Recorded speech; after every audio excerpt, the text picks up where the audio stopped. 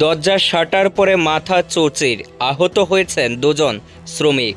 গুরুতর আহত অবস্থায় তাদেরকে রেফার করা হলো জিবি হাসপাতালে। জানা যায় বিশালগড় মধ্যবাজারে মাথায় শাটার ভেঙে পড়ে আহত হয়েছেন দুজন শ্রমিক। আর এই ঘটনাকে কেন্দ্র করে বিশালগড় বাজারে ব্যাপক চাঞ্চল্য ছড়িয়েছে।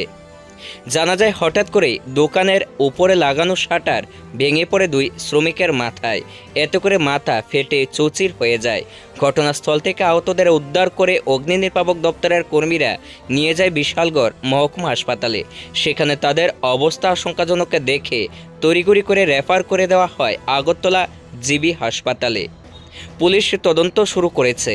পাশাপাশি এই ঘটনাকে কেন্দ্র করে ব্যাপক চাঞ্চল্য ছড়িয়েছে বাজারে। একজনের অবস্থা আশঙ্কাজনক। কি জানাচ্ছেন চিকিৎসক, শুনুন।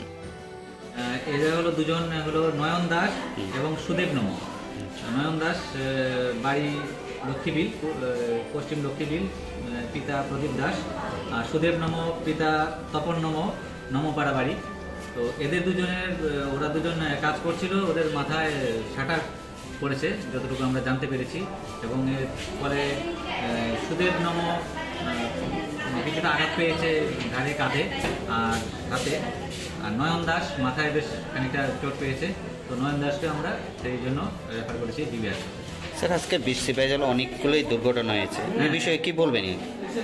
সিপাহীজলায় অ্যাকচুয়ালি আমাদের কাছে প্রতিদিনই অনেক এইরকম দুর্ঘটনার কেস নিয়ে আসা হয় এবং প্রতিটা ক্ষেত্রেই আমরা দেখি যে বাইক আরোহীর সঙ্গে অন্যান্য যানবাহনের দুর্ঘটনার ঘটনাটাই বেশি থাকে।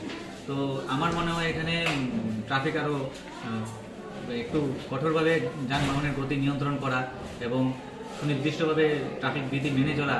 স্যার, আপনার নাম? আমার নাম ডক্টর রাজু সরকার, আমি এই হাসপাতালের ইনচার্জ দায়িত্ব আছি।